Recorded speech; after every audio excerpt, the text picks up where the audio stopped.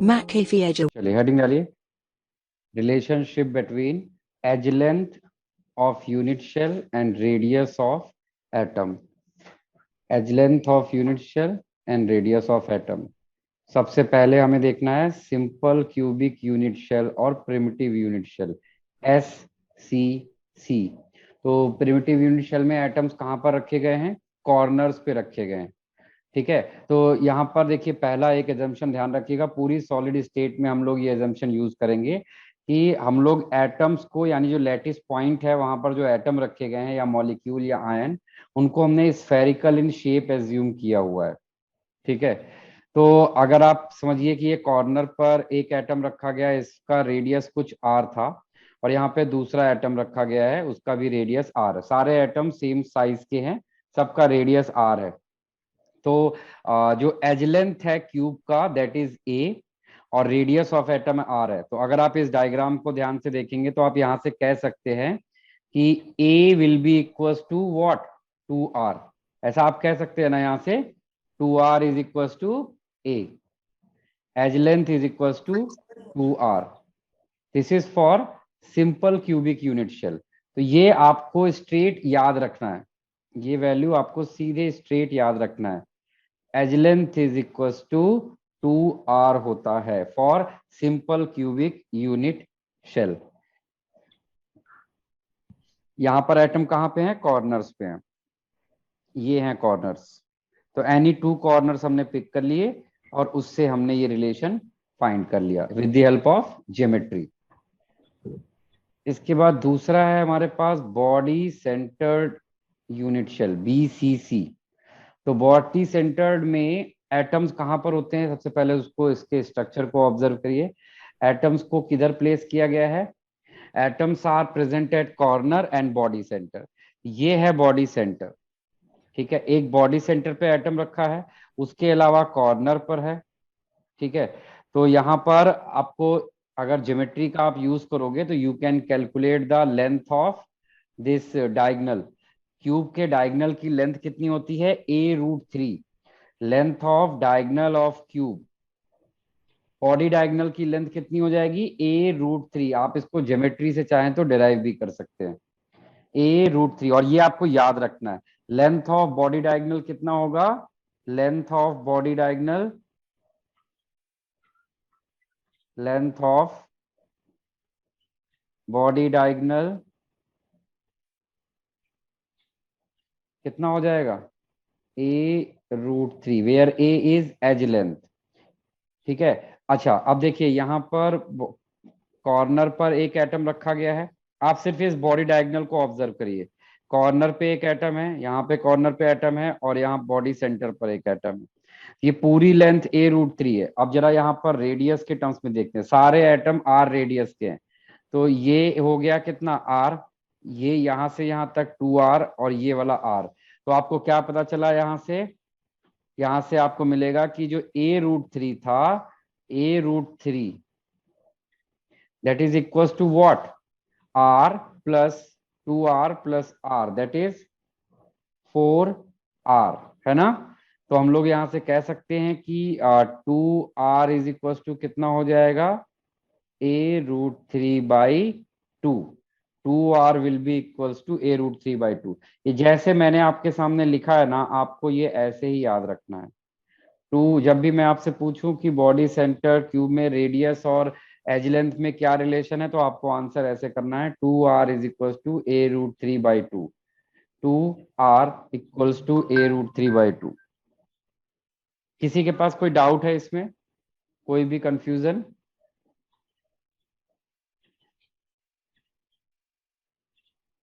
चलिए, थर्ड है हमारे पास FCC, face centre cubic unit cell. तो इस केस में देखिए एटम कहां पर रखा है? सिर्फ डायग्राम को ऑब्जर्व करिए, एक फेस पे रखा है। फेस डायगोनल को हमने यहां बनाया है, ये एक फेस डायगोनल है। कॉर्नर पे एटम है, फेस सेंटर पे एटम है, और दूसरे कॉर्नर पे है। तो सबसे पहले फेस डायगोनल की लेंथ कितनी होती है? Length of face diagonal, length of face diagonal कितना होगा? बताइए भाई। ज्योमेट्री से पाइथागोरस थ्योरम लगाइए, ये ए है, ये ए है, तो ये क्या हो गया, square root of a square plus a square, that is a root 2। यहां से आपको क्या मिल गया, फेस डायगोनल का लेंथ। और अब आप देख सकते हैं इस फेस डायगोनल पर जो एटम रखे हैं उनकी रेडियस क्या है, are plus 2r plus are. तो यहां से आपको क्या मिल गया, 4r is equal to a√2। तो हम अगर यहां से आपसे पूछते हैं कि 2r कितना होगा, तो आप क्या लिखेंगे, a√2/2। और a√2/2 को हम क्या लिख सकते हैं, a/√2।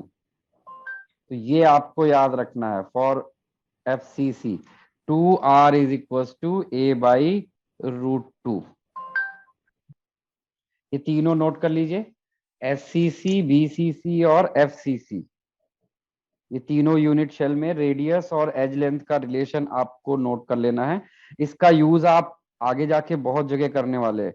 और जो मैंने आपको ऐसे बताया ना, 2r इज इक्वल टू, उसके पीछे भी एक रीजन है, आगे जाके आप वो रीजन ऑब्जर्व भी करोगे कि मैंने ऐसा क्यों बताया है। तो आप हमेशा ऐसे ही लर्न करिएगा, 2r इज इक्वल। इसके बाद नेक्स्ट कॉन्सेप्ट की तरफ जाते हैं। The next concept is packing fraction and packing efficiency. तो पहले पैकिंग फ्रैक्शन क्या है उसको समझते हैं। पैकिंग फ्रैक्शन को आप सिंपल सी लैंग्वेज में बोल सकते हैं, space occupied by atoms. Heading write down, what is packing fraction, space occupied by atoms, space occupied by atoms in a cubic system। Cubic system या सीधे सीधे किसी लैटिस बोल सकते हो, in a lattice, that is much better. किसी भी lattice को जब बनाते हैं तो वहां पर एटम जो भी स्पेस ऑक्यूपाई करता है, we call it packing fraction.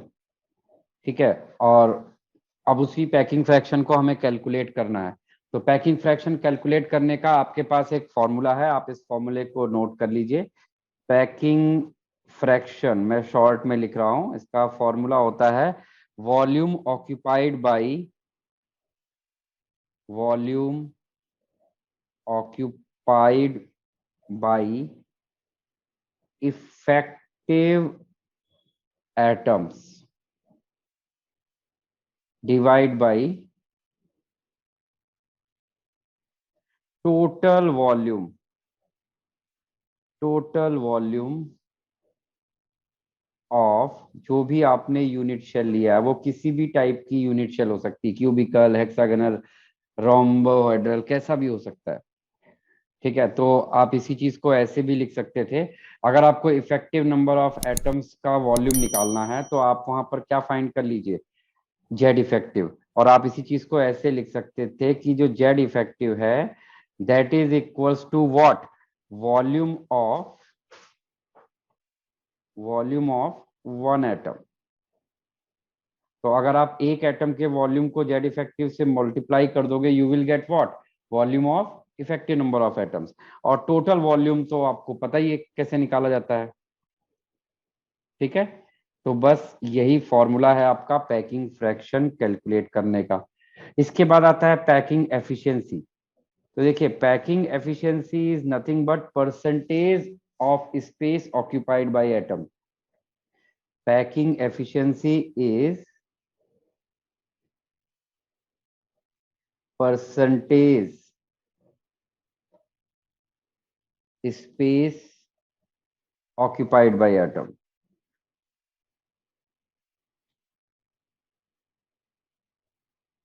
in a lattice। एक लैटिस में कितना परसेंट स्पेस एटम्स ने ऑक्यूपाई किया है, उसी को बोला जाता है पैकिंग एफिशिएंसी। तो पैकिंग एफिशिएंसी को आप ऐसा लिख सकते थे, packing efficiency is nothing but packing fraction into 100।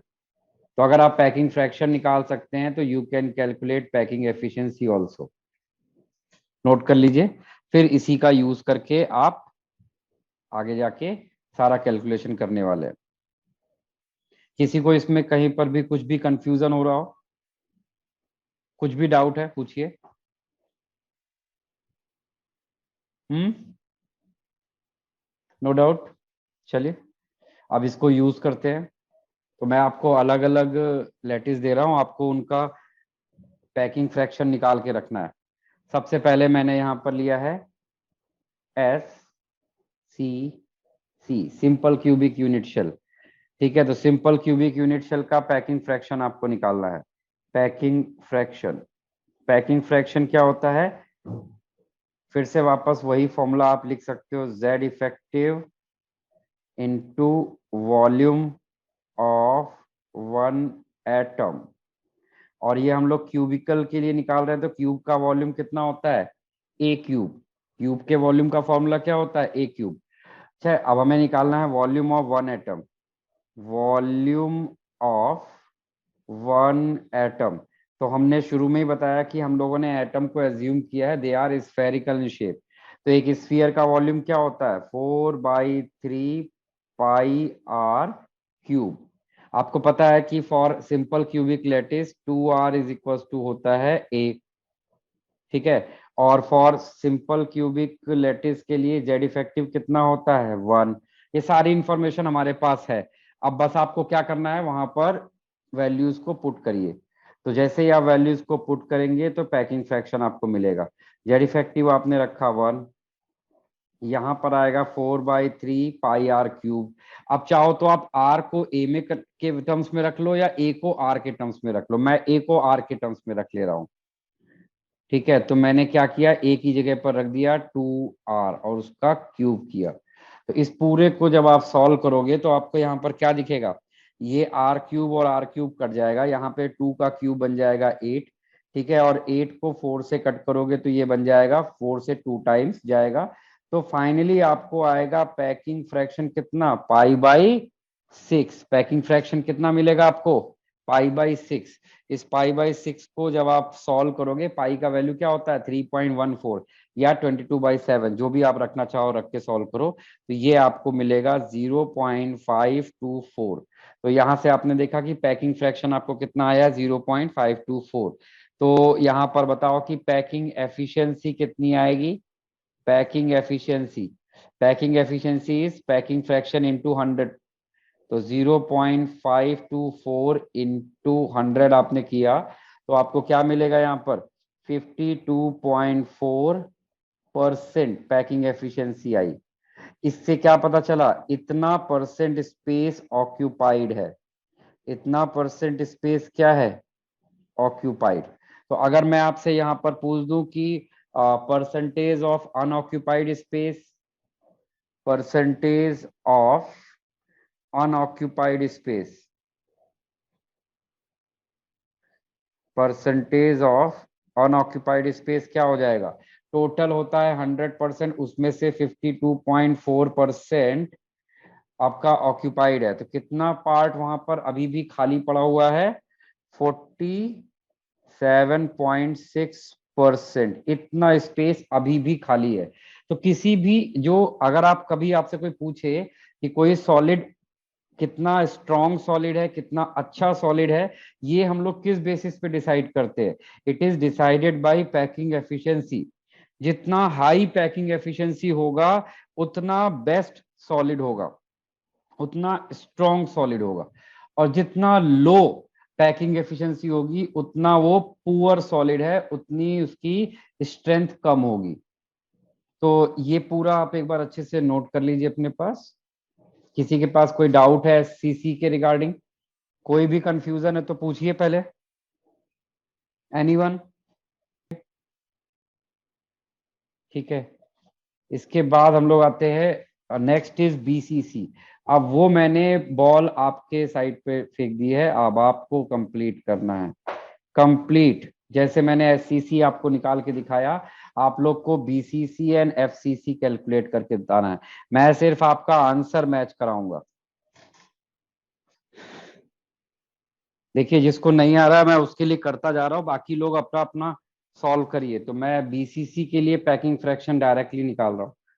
जिसका हो जाए वो मुझे शेयर करता जाए।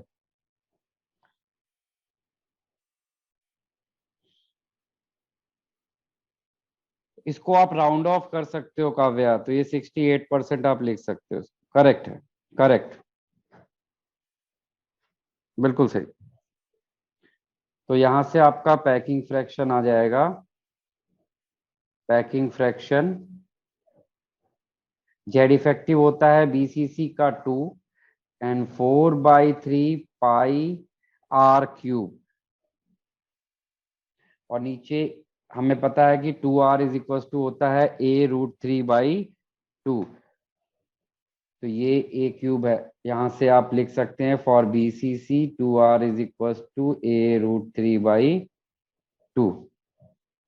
तो हम लोग यहाँ से आप r की जगह पर रख सकते हैं a√3/4, यहाँ पर रखिए 2 × 4/3 इंटू पाई, r की जगह हमने रखा a√3/4, a√3/4 का क्यूब डिवाइड बाई नीचे ए क्यूब, और जब इस पूरे को आप सॉल्व करोगे तो ए क्यूब ये कैंसिल हो जाएगा, और आपको यहाँ पर जो फाइनली मिलेगा वो मिलेगा √3 पाई/8। ठीक है, और इसको आप जब सॉल्व करते हैं तो ये आपका 0.68 के आसपास आता है। This is your packing fraction. तो पैकिंग एफिशिएंसी कितनी आ गई भाई?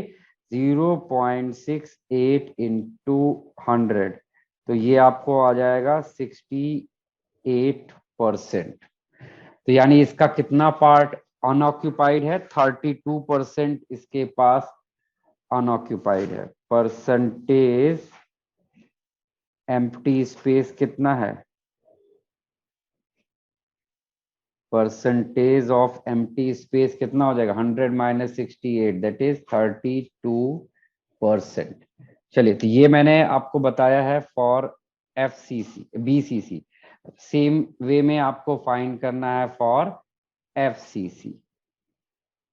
Find for FCC.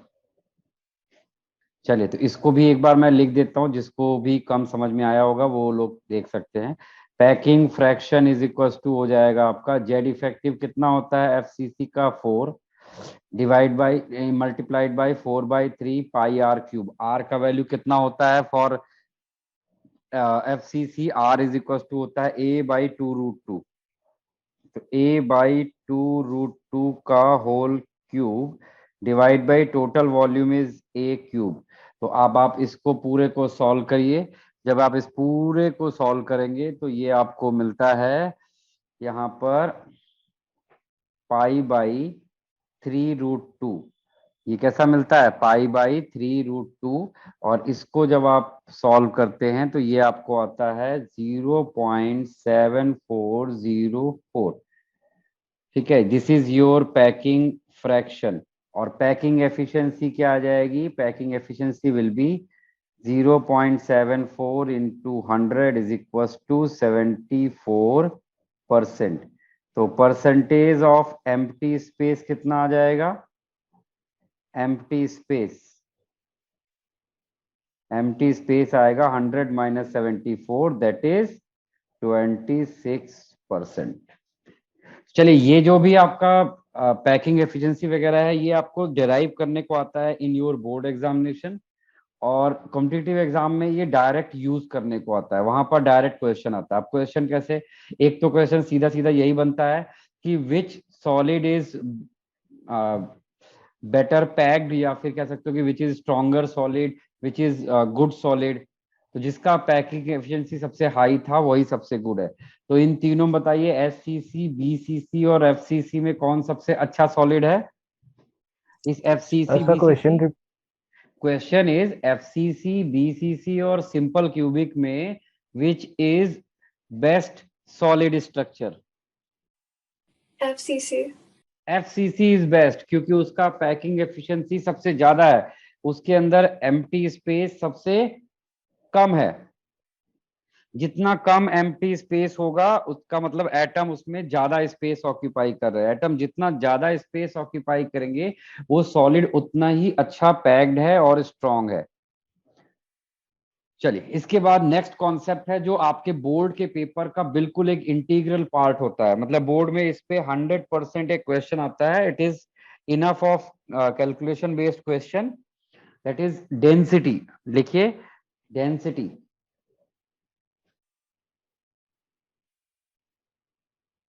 स्कूल में आपको डेंसिटी बेस्ड क्वेश्चन जरूर पूछा जाएगा, तो इसको तो आप बिल्कुल मास्टर कर लीजिए, डेंसिटी कैलकुलेशन।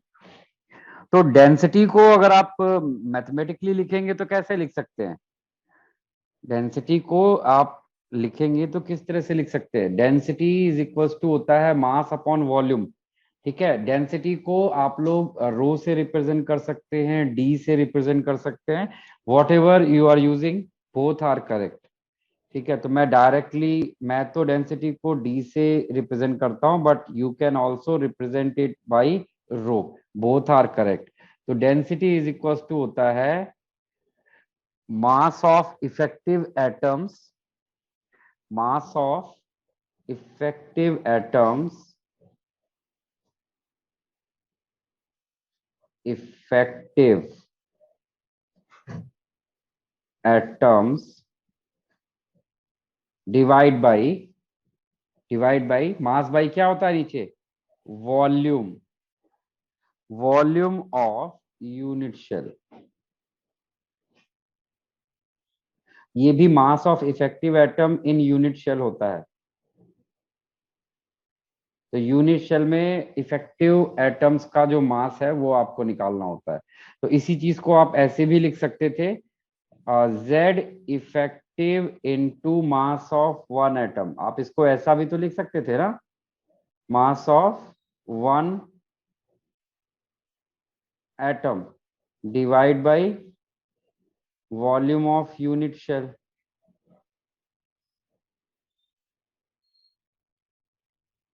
फिर अगर आपसे पूछा जाए कि मास ऑफ वन एटम कितना होगा, तो मास ऑफ वन एटम आप मोल कॉन्सेप्ट से निकाल सकते हैं। आपको पता है मोल इज इक्वल टू होता है मास बाई एटॉमिक मास। अगर एटम है तो एटॉमिक मास, मॉलिक्यूल है तो मॉलिक्यूलर मास। डिपेंड करता है कि ये कैसा सॉलिड है। मॉलिक्यूलर सॉलिड होगा तो यहाँ पे हम मॉलिक्यूल यूज करेंगे, और अगर आपके पास मेटालिक सॉलिड है तो हम लोग वहां पर एटम वर्ड यूज करते हैं। तो एटम बाय डिफॉल्ट नहीं है, आप यहाँ पे नंबर ऑफ मॉलिक्यूल भी हो सकता था। तो एक एटम का मास आपको यहाँ पर लिखना है। ठीक है, तो आपको पता है मोल कॉन्सेप्ट में Na एटम का मास कितना होता है, उसके मॉलिक्यूलर मास या एटॉमिक मास के बराबर। तो एक एटम का कितना हो गया, m by Na।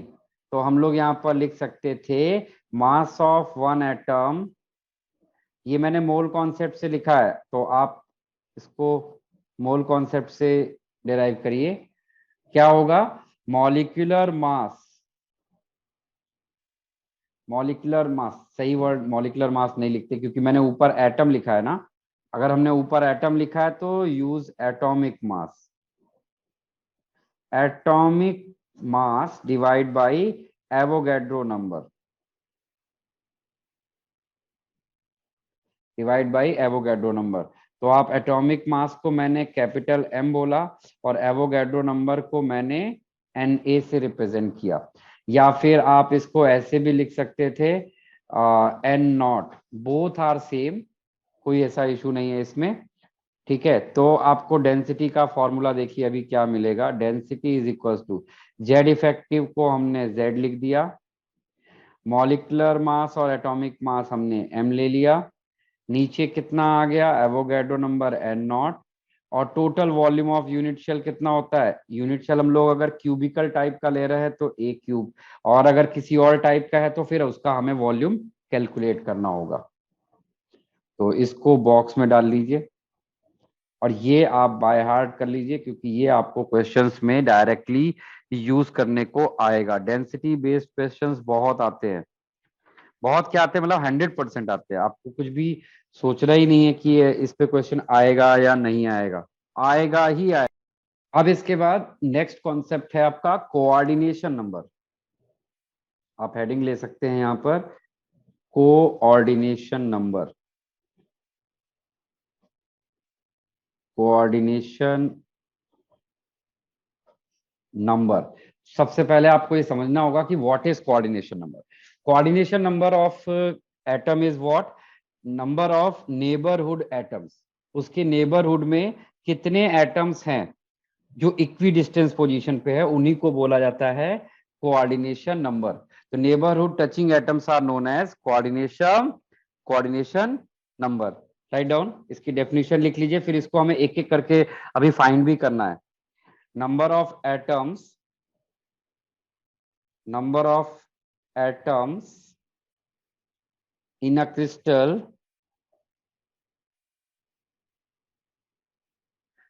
which surround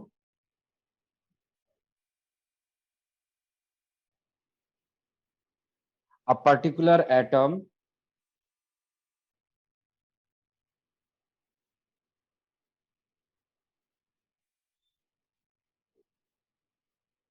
as its neighborhood atoms.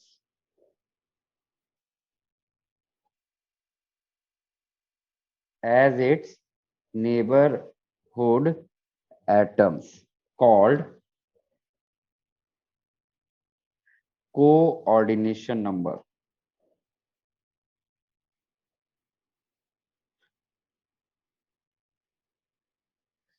Called coordination number. तो कोऑर्डिनेशन नंबर आपके लिए कैसे फाइंड करना है, आपको अगर हर एक यूनिट शेल का लैटिस पॉइंट पता है कहां पर होता है, किसी भी एक लैटिस पॉइंट को ले लीजिए और उसी के राउंड एंड राउंड आप नंबर ऑफ एटम्स काउंट कर लीजिए। तो सबसे पहले मैंने यहाँ पर लिया हुआ है, फर्स्ट हम लोग लेते हैं simple cubic unit cell. Simple cubic unit cell, आपको पता है इसमें एटम्स कहां पर प्लेस किए गए हैं? सिंपल क्यूबिक यूनिट शेल में कहां पर होते हैं? कॉर्नर्स पे होते हैं। सिंपल क्यूबिक यूनिट शेल में एटम्स कहां पर रखे गए हैं? कॉर्नर्स पे रखे गए हैं। तो अगर कॉर्नर पे रखा गया है, पहले मैं आपसे पूछता हूं, आप नहीं आंसर कर पाओगे देन आई विल आंसर। आप मुझे बताओ what is the coordination number, what is the coordination number of corner atom, मतलब एक कॉर्नर एटम के नेबर में कितने एटम हो सकते हैं जो डायरेक्टली उसके कांटेक्ट में आ सकते हैं?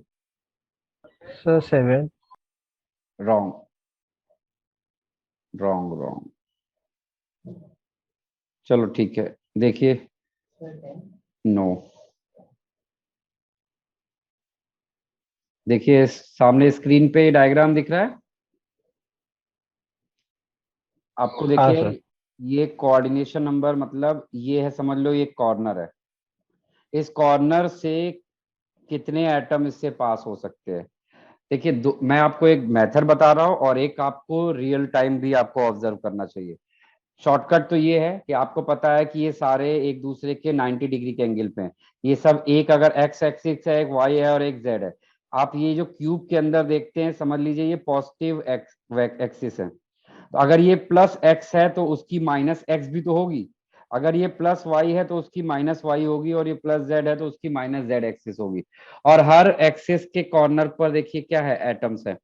तो इसके नेबरहुड में देखिए कितने एटम्स हैं जो डायरेक्टली इसको टच कर सकते हैं, जो डायरेक्टली सबसे नियरेस्ट हैं इसके। 1 2 3 4 5 6। तो एससीसी लैटिस में जो कोऑर्डिनेशन नंबर आता है, the coordination number is how much? 6। Coordination number of SCC lattice is 6। अगर आपसे क्वेश्चन में ऐसे नहीं बोल सकता, कभी कभी कोऑर्डिनेशन नंबर नहीं बोलता है, कभी कभी वो ऐसे बोलता है, नियरेस्ट नेबर, नियरेस्ट नेबर। तो बताइए इसके कितने नियरेस्ट नेबर है? 6 नियरेस्ट नेबर है। और अगर आपसे उनकी डिस्टेंस पूछी जाए, उनकी डिस्टेंस क्या होगी, तो आप बता सकते हो उसकी डिस्टेंस कितनी होगी? ए डिस्टेंस पर है, सबके सब ए डिस्टेंस पे है। किसी को भी ऐसा है जो ये जिसको ये विजुलाइज नहीं हो रहा है? हाँ भाई, देखिए ये सबसे पहले मैंने बताया नियरेस्ट नेबर, उसकी डिस्टेंस क्या है? कॉर्नर ए डिस्टेंस पर है, और उसका नंबर कितना होता है? 6। उसका नंबर कितना है? 6 है। अगर मैं आपसे पूछूं कि नेक्स्ट नियरेस्ट नेबर क्या होगा, नियरेस्ट के बाद अगला नियरेस्ट, पहला नियरेस्ट तो हो गया नियरेस्ट नेबर, उसके उसके बाद बाकी और कौन सा ऐसा एटम है जो उसका नेक्स्ट नियरेस्ट नेबर होगा? जैसे अगर आप एक क्यू में बैठे हुए हैं, तो आपके नेक्स्ट में जो बैठा है वो आपका नियरेस्ट नेबर है। उसके जो नेक्स्ट में बैठा होगा उसको आप बोलेंगे नेक्स्ट नियरेस्ट नेबर। उसके नेक्स्ट में जो बैठा होगा उसको हम बोलेंगे नेक्स्ट नेक्स्ट नियरेस्ट नेबर। समझ पा रहे हैं आप ये बात जो मैं कहना चाह रहा हूं? हाँ बोलिए। सर। तो आपको बताना है कि कितने उसके नेक्स्ट नियरेस्ट होंगे। तो उसके नेक्स्ट नियरेस्ट नेबर का नंबर आता है कितना? 12। उसके नेक्स्ट नियरेस्ट का नंबर कितना आता है? 12। सबसे पहले आपको ये विजुलाइज करना सीखना पड़ेगा। सिंपल क्यूबिक में विजुलाइज करना सबसे आसान है। फिर जैसे जैसे लेटिस पॉइंट बढ़ते जाएंगे विजुलाइजेशन आपके लिए कॉम्प्लिकेटेड होता जाएगा। इसीलिए मैं कह रहा हूं कि आप इसको थिंक करो, टाइम स्पेंड करो। आपने देखा कि नियरेस्ट नेबर आपको मैंने दिखाया, 6 कॉर्नर थे। ठीक है, अब नेक्स्ट नियरेस्ट नेबर कौन से होंगे और उसकी डिस्टेंस क्या होगी? नेक्स्ट नियरेस्ट नेबर कौन होगा और उसकी डिस्टेंस क्या होगी? चलिए, अगर आप नहीं समझ पा रहे तो इस डायग्राम को देखिए, इसी डायग्राम को देखिए। हमें इसका नियरेस्ट नेबर ये है, ठीक है। तो इसका नेक्स्ट नियरेस्ट नेबर कौन सा हो गया? This will be the next nearest. ये अगर नियरेस्ट है तो ये उसका नेक्स्ट हो गया, उसके बाद ये वाला एटम है। या फिर आप ये वाले एटम को भी पिक कर सकते हैं, एनीवन। और आपको पता है ये देखिए फेस डायगोनल पे प्रेजेंट है। इसकी इससे कितनी डिस्टेंस है? फेस डायगोनली, फेस डायगोनल की लेंथ कितनी होती है? a√2। समझा? हाँ सर। ठीक है, नोट कर लीजिए। यही चीज जो मैंने अभी आपको बताया है, यही वो चीज है जो आपको एग्जाम में अगर आ गई तो यहाँ पर प्योरली आपका पावर ऑफ विजुअलाइजेशन वर्क करेगा, इमेजिनेशन पावर आपकी वर्क करेगी। क्योंकि ये तो मैंने आपको नेक्स्ट बताया है, आपसे हो सकता है इसका भी नेक्स्ट पूछ दे, तब क्या करोगे आप? इसका नेक्स्ट क्या हो सकता है? चलिए आपको एक चांस देते हैं, आप सोच के बताओ इसका नेक्स्ट क्या होगा। उसका भी बताइए नेक्स्ट क्या है। आप पहचान सकते हो, मैंने जो आपके सामने डायग्राम बनाया है ना, इस डायग्राम में आपको वो नेक्स्ट दिख रहा है। अगर मैं पूछूं नेक्स्ट टू नेक्स्ट, अगर मेरा क्वेश्चन यहां पर आपसे आ जाए नेक्स्ट टू नेक्स्ट, तो बताइए कि उसकी डिस्टेंस कितनी होगी, उसका काउंट कितना होगा? थिंक करिए, दिमाग पे जोर डालिए। सबको आंसर जरूर करना है, देखूं तो कि आप कितना सोच पा रहे हो। मैं आंसर बता दूंगा तो आप फिर कभी, आपका ब्रेन क्या डेवलप होगा? मैं ही बता रहा हूं फिर। बात तो तब है जब आपसे सॉल्व हो जाए चीजें। मैंने तो आपको ये सिखा दिया कि हाउ टू थिंक, थिंक करना सिखा दिया। आप थिंक कितना कर सकते हो वो आपकी अपनी ब्रेन एक्सरसाइज। किसी को अगर नियरेस्ट और नेक्स्ट नियरेस्ट नहीं समझा हो तो फिर अलग बात है, उसको मैं वापस एक्सप्लेन करूं। लेकिन अगर आप नियरेस्ट और नेक्स्ट नियरेस्ट समझ पा रहे हो तो आपको आंसर करना है next to next nearest neighbour कौन होगा और उनका नंबर क्या होगा और उसकी डिस्टेंस क्या होगी। प्रथमेश को नियरेस्ट नेबर की डिस्टेंस मिल गई, अब काउंट उसको फाइंड करना है, ऐसे कितने डिस्टेंस होंगे वहां से। ये वो चीजें हैं जो आपको बुक में कहीं पर भी लिखी हुई नहीं मिलती है। ये सिर्फ और सिर्फ आपको अपनी ब्रेन एक्सरसाइज से अचीव करना है। बुक्स वगैरह में कहीं पर ये सब चीजें नहीं दी होती, लेकिन क्वेश्चन आ जाते हैं इन पर। स्पेशली एडवांस में तो बहुत कॉमनली आते रहते हैं। केवीपीवाई में भी आप इसका क्वेश्चन एक्सपेक्ट करिए, वहां पर तो सीधे सीधे पूछते हैं what is the number of nearest neighbour, what is the number of next nearest neighbour. जिसको भी दिख रहा हो और नंबर पता चल रहा हो मुझे बताए। तनय? सर नंबर 24 है क्या? नो। काव्या? सर नंबर 6 है। नो। चलो फिर मैं अब आंसर करता हूँ। देखिए, सबसे पहले तो आप ये पहचानिए कि कौन सा एटम इसका next to next nearest neighbour है। जब तक आप वो नहीं सही पहचानोगे तब तक नंबर सही नहीं आएगा आपका। ठीक है, तो इसका देखिए, ये वाले एटम के रिस्पेक्ट में हम चल रहे हैं। इसमें नेक्स्ट है इसका सॉरी नेबर ये है, नियरेस्ट नेबर ये है नेक्स्ट नियरेस्ट। ठीक है, और नेक्स्ट नियरेस्ट नेबर के नेक्स्ट में कौन सा है? This is next to next. जो पिंक है ये किसको शो कर रहा है? नेक्स्ट टू नेक्स्ट को। ठीक है, अब ये आप देख सकते हो इसके साथ बॉडी डायगोनल पर प्रेजेंट है। तो अगर बॉडी डायगोनल पर प्रेजेंट है तो इसकी डिस्टेंस क्या हो गई, a√3।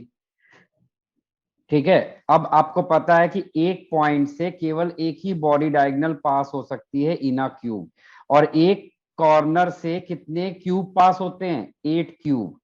एक कॉर्नर 8 क्यूब में शेयर्ड होता है, यानी वो हर क्यूब में एक एक बॉडी डायगोनल पास कर सकता है, यानी हर क्यूब में एक एक बॉडी डायगोनल की डिस्टेंस पे नेक्स्ट टू नेक्स्ट नियरेस्ट होगा। तो इसका आंसर है 8। समझा? हाँ सर। आपको बहुत ज्यादा विजुलाइजेशन पे ध्यान देखना पड़ेगा, तभी आप इन चीजों को कर पाओगे। चलिए, तो मैंने एससीसी में आपको करके बताया।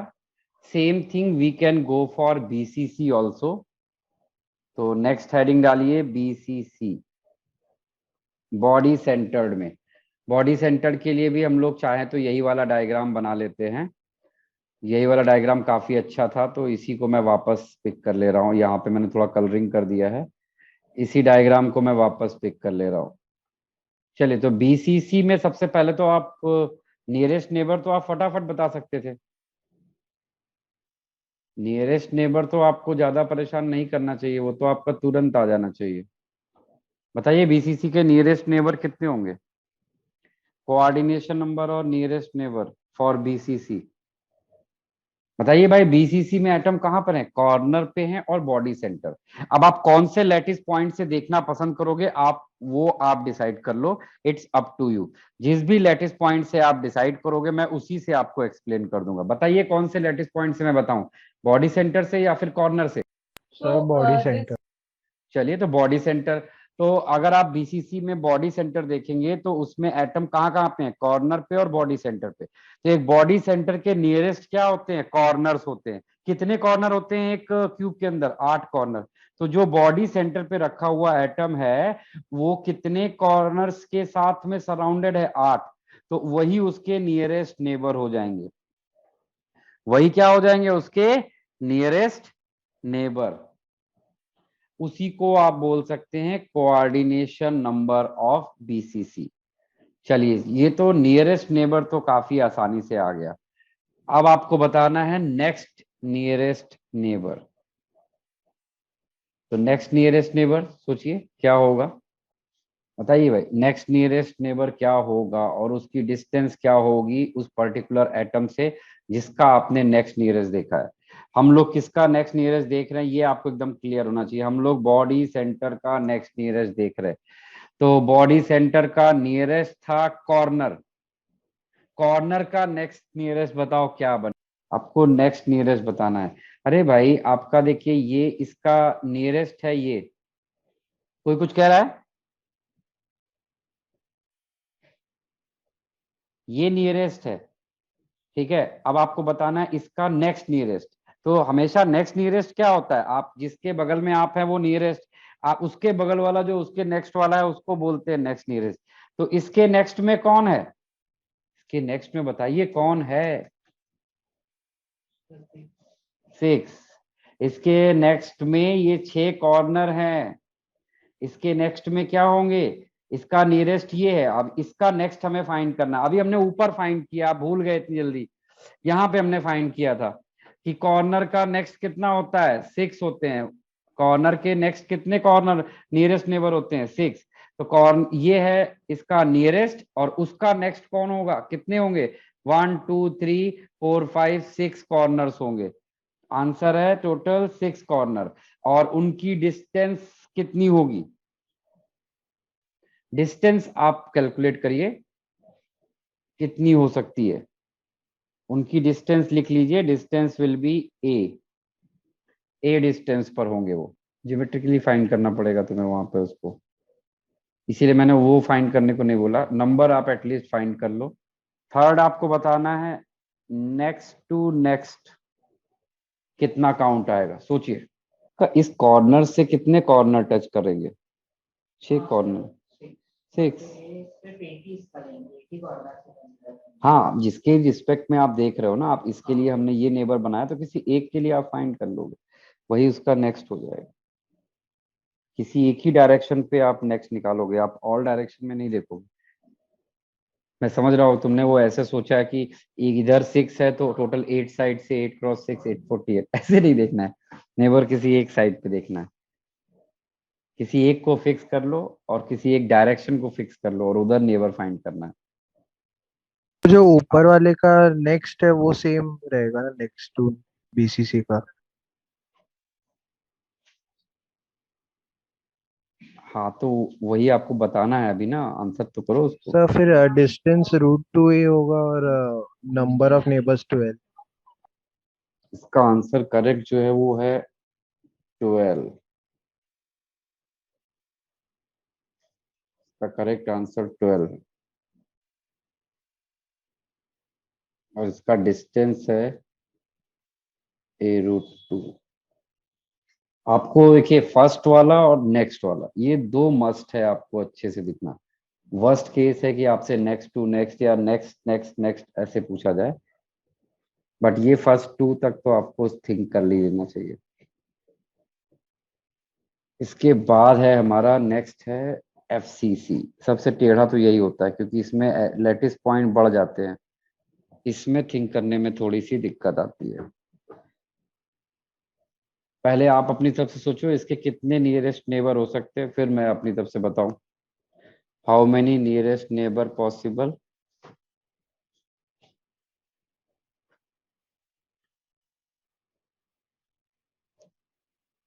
इसका नियरेस्ट नेबर अगर आपको अभी नहीं भी समझेगा तो जब हम नेक्स्ट क्लास में पैकिंग कर रहे होंगे ना, तो पैकिंग करते समय आप इसका नियरेस्ट नेबर बहुत आसानी से देख पाएंगे, वहां पर आपको क्लियरली विजिबल होगा। बट अभी कोशिश करिए, नहीं आएगा तो फिर मैं बताऊंगा। फेस सेंटर पर रखा होता है एटम और कॉर्नर पे, तो एक आप फेस सेंटर के रिस्पेक्ट में बताइए, फेस सेंटर के रिस्पेक्ट में कि एक फेस सेंटर के नियरेस्ट कितने एटम हो सकते हैं। आप अपने रूम की वॉल को देखिए ध्यान से, अगर उसके फेस सेंटर पर एटम रख दिया जाए तो उससे कितने एटम उसके नेबर में हो सकते हैं। और तो 104। उसको अपने प्लेन पे मिलेंगे, वो शेयर्ड है दो क्यूब में, उनको क्यों भूल जा रहे हो? और ज्यादा। हाँ बोलो तने, क्या बोल रहे थे? सर 4। 4 तो उसको अपने प्लेन में मिलेंगे। वो क्या खाली अपने ही प्लेन में है क्या? एक फेज जो होता है वो दो क्यूब में शेयर्ड होता है, वो आधा एक क्यूब में होगा और आधा दूसरे क्यूब में होगा। तो तुमने तो सिर्फ एक फेस को कंसीडर किया है, लेकिन उसके कांटेक्ट में कितने फेस आते हैं ये तुमको सोचना पड़ेगा। देखिए अगर आप उसको ऐसे देखिए, अपने एक एक अपने घर की वॉल को देखिए, आपकी वॉल पे अगर एक फेस सेंटर है तो उसके जो चारों कॉर्नर है, एक तो वो उन कॉर्नर से टच में होगा, फिर उस वॉल के सामने आधा वो एक क्यूब में है और आधा दूसरे क्यूब में, यानी एक रूम में है और उसके बगल वाले रूम में है। तो सामने वाली वॉल के जो कॉर्नर्स होंगे वो भी तो उसके नेबर होंगे, और बैक वाले रूम की वॉल्स के भी जो कॉर्नर्स होंगे वो भी उसके नेबर होंगे। तो टोटल 4 4 4 12 नेबर्स होते हैं इसके।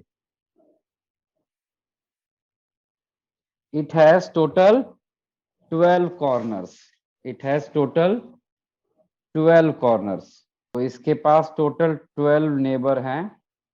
आउट ऑफ दोज 12 नेबर्स, अब इसके बाद बताना है कि इसका नेक्स्ट नियरेस्ट क्या होगा। नियरेस्ट तो हमने फाइंड कर लिया, नेक्स्ट नियरेस्ट 1 2 3 4, 1 2 3 4, आधा इसमें ऐसे होगा तो ये चारों भी उसके सामने आएंगे, और फिर उधर वाली वॉल जो होगी उस रूम की भी, उसके भी चार चार 4 4 4 12। इसका नेक्स्ट कितने होंगे नेबर एक फेस के? इसके लिए आप वापस से जो पीछे हमने डायग्राम देखा था वही सेम डायग्राम फिर से आप पिक कर सकते हो, उसमें अच्छा दिखता है। उसमें हमारे लिए देखना एक बार पॉसिबल हो जाता है काफी कुछ।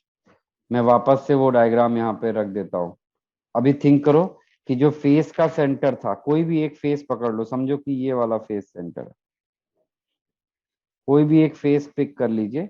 लेट अस सपोज आपने ये मैंने ये वाला फेस पकड़ा, तो इस फेस के साथ में, या आप वर्टिकल फेस को देखते हो तो वर्टिकल फेस ये वाला देख लीजिए। तो इसके सामने ये 1 2 3 4 कॉर्नर, ये 1 2 3 4 कॉर्नर, और इधर जो रूम होगा उसमें भी ये 4 कॉर्नर। वो तो हो गया इसके नेबर, नियरेस्ट नेबर। अब हमें नेक्स्ट देखना है, तो नेक्स्ट कौन है? नेक्स्ट होंगे कॉर्नर के नेक्स्ट। तो कॉर्नर के नेक्स्ट कितने होते हैं? 6 होते हैं। आंसर इसका हो जाएगा 6।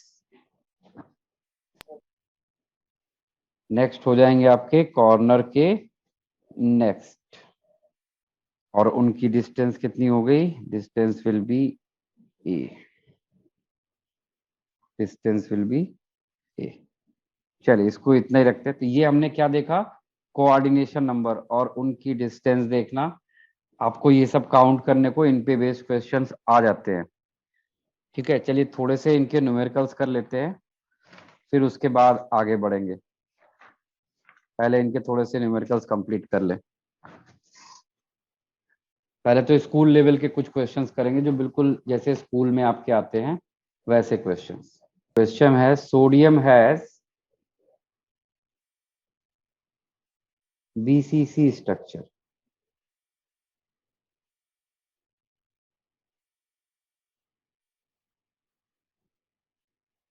with nearest neighbor distance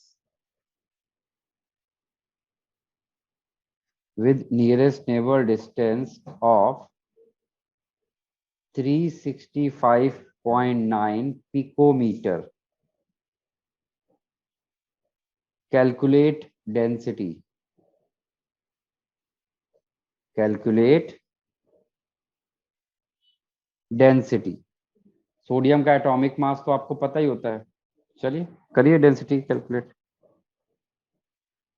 इस क्वेश्चन में और कुछ नहीं है, बस सिर्फ इतना ही ध्यान रखना है कि what is nearest neighbour.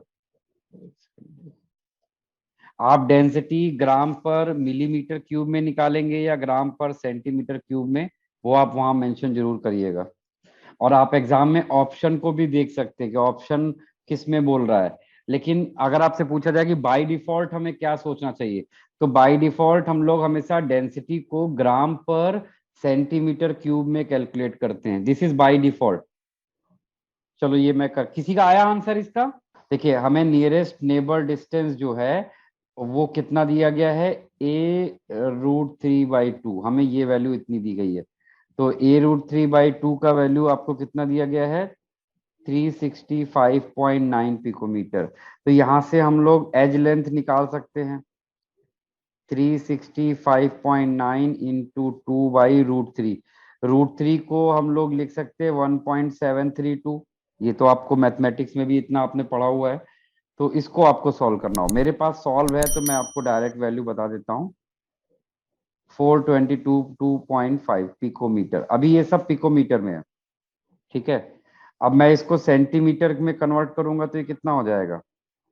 422.5 into 10⁻⁻10 centimetre. अगर मैं मीटर लिखता तो 10⁻⁻12 हो जाता।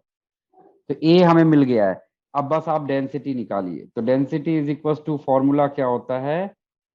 जेड, जेड बीसीसी का जेड कितना होता है? 2। M, M is atomic mass that is 23, और N naught is Avogadro number. ये भी आपको बिल्कुल पहले से पता रहता है।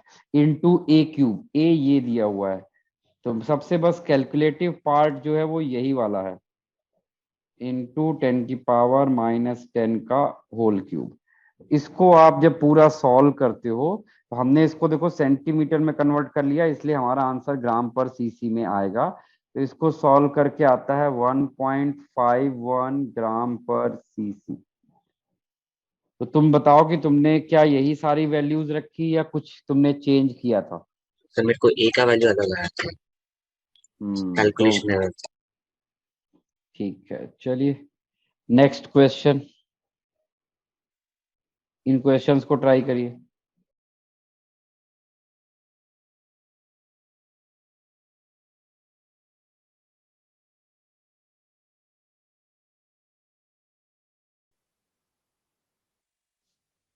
चलिए ये आंसर्स हैं।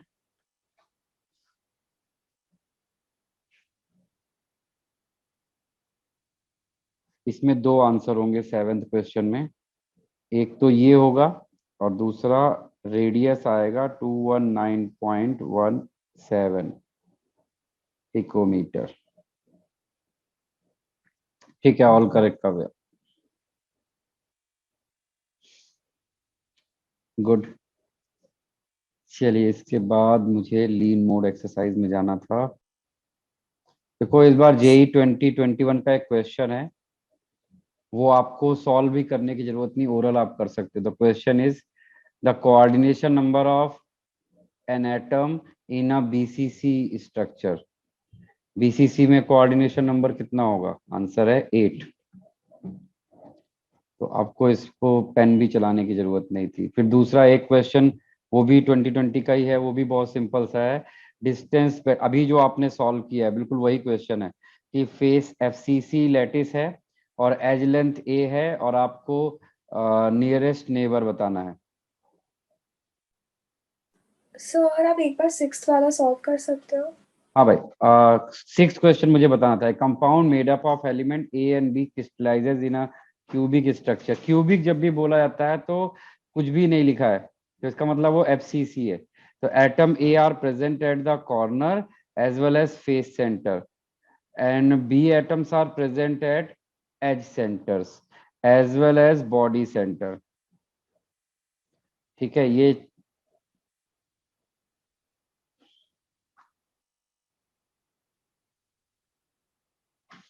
तो बस ये तो फॉर्मूला मेकिंग है, इसको मैं यही सामने सॉल्व कर दूं, ओरल हो जाएगा ये। तो ए कहाँ पर रखा गया? कॉर्नर और फेस सेंटर। तो ए का जेड इफेक्टिव कितना आ जाएगा? कॉर्नर से 1 और फेस सेंटर से 3, तो 4 हो गया। और बी कहाँ पे रखा गया है? Edge centre as well as body centre. Edge कितने होते हैं? 12, और एक एज कितने में शेयर होता है? 4 में, 12 इंटू 1/4। और बॉडी सेंटर भी 1 होता है, तो ये भी कितना आ गया? 4। तो फॉर्मूला क्या बन जाएगा आपका यहाँ पर? A4B4। तो A4B4 को आप सिंप्लीफाइड फॉर्म में ए भी लिख सकते हैं। ठीक है काव्या? हाँ सर, थैंक यू। हाँ सर, हम्म, समझ आ गया। हम्म। देखिए इसमें एक ही क्वेश्चन अच्छा था, 4th वाला। इसमें ऑल्टरनेट एज आपको पहचाननी थी। कितनी ऑल्टरनेट एज होती है ये अपने नोट्स में ऐड करो आप। नोट्स में वापस जाओ, जहां हमने क्यूब स्टडी किया था वहां पर ऑल्टरनेट एज लिखिए। How many alternate as? जहां पर हमने क्यूब स्टडी किया था वहीं पे आपको सीधे मूव करना है और वहां पर आपको बताना है कि कितनी पॉसिबल ऑल्टरनेट एजेस होंगी। ऑल्टरनेट एजेस,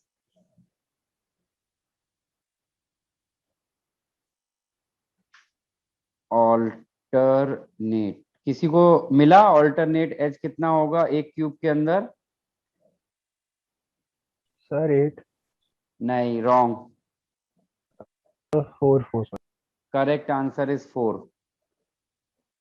आप अपनी बुक को सामने रखिए और बुक का कोई एक एज पकड़ लीजिए और उस एज के देखिए कितने ऑल्टरनेट एज मिलेंगे आपको। तो एक क्यूब में टोटल 4 ऑल्टरनेट एजेस होती है।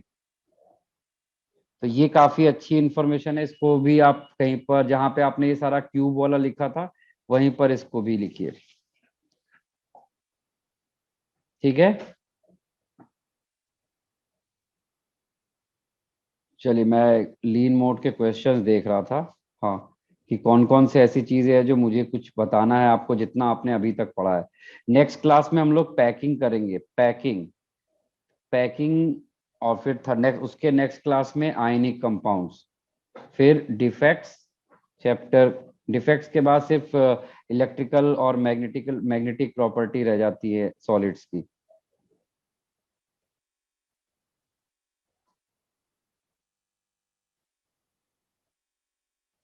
अगर आप लीन मोड चाहो तो सॉल्व करना शुरू कर सकते हो। लीन मोड आप करोगे तो आपको मैक्सिमम क्वेश्चंस दिखेंगे, जो जितना आपने अभी तक पढ़ा है उस सेक्शन से अगर सॉल्व करोगे तो बहुत सारे क्वेश्चन आपसे ओरल सॉल्व हो जाएंगे, क्योंकि वो सब आपने एज ए रिजल्ट कहीं पर नोट कर लिया है, तो वो डायरेक्ट याद हो जा रहा है। जैसे कि एक क्वेश्चन दिया हुआ है, अच्छा ये क्वेश्चन अभी पढ़ना है तुम्हें, हाँ ये वाला कर सकते हो।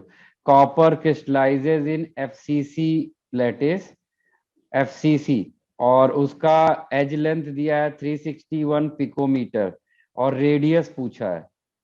तो ये क्वेश्चन तो आप कर सकते हैं ना, अभी आपने जो मैंने क्वेश्चन दिया उसमें इस तरह का क्वेश्चन था।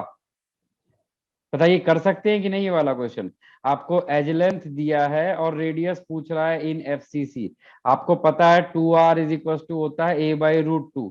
ए आपको दिया हुआ है, r निकालना है, निकाल लेंगे ना? काफी हाँ सर। बिल्कुल फॉर्मूला बेस्ड क्वेश्चन है। उसके बाद एक क्वेश्चन दिया है कि लिथियम फॉर्म बीसीसी, और एज लेंथ दिया हुआ है और आपको रेडियस बताना है। ये भी आपसे फटाफट हो जाएगा। फिर लिखा है कि among the following which is the best description of water in solid space. जब वाटर सॉलिड स्टेट में होता है तो वो कौन से टाइप का सॉलिड होता है? Molecular solid. और अगर जब वाटर लिक्विड होता है तो सॉलिड है ही नहीं, तो कोई बात ही नहीं। चलिए आज इसको इतना ही रखते हैं।